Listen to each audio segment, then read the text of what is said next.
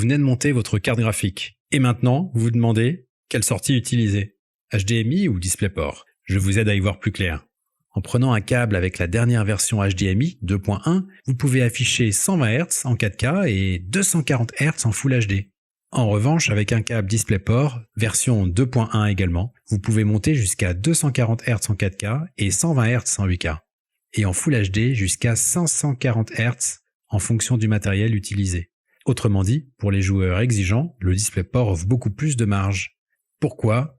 C'est une histoire de bande passante. Le HDMI plafonne à 48 gigabits par seconde, alors que le DisplayPort atteint 77 gigabits par seconde.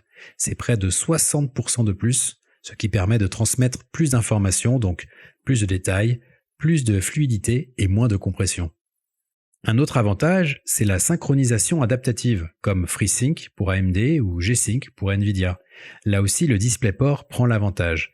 Ces technologies fonctionnent sur les deux connecteurs, mais elles sont plus stables, plus complètes et souvent mieux prises en charge via DisplayPort. Et si vous avez un écran G-Sync natif avec un module Nvidia intégré, il ne fonctionnera que via DisplayPort et pas sur HDMI.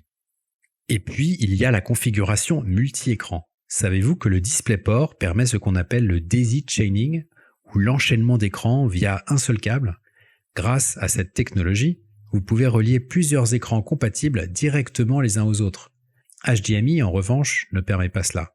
Chaque écran doit être connecté directement à la carte graphique. Autre avantage du DisplayPort, c'est qu'il est également disponible via USB-C, ce qui permet d'avoir, avec un seul câble toujours, l'image, le son, et de recharger, par exemple, un ordinateur portable.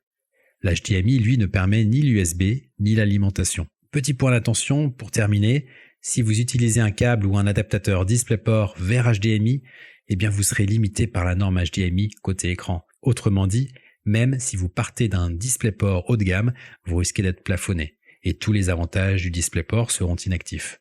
En conclusion, le HDMI reste très bien pour les téléviseurs, les consoles et les équipements audio-vidéo, mais si vous utilisez un PC, surtout pour jouer ou travailler avec plusieurs écrans, eh bien DisplayPort est clairement la meilleure option. Vous avez appris quelque chose aujourd'hui? Restez connectés et à bientôt.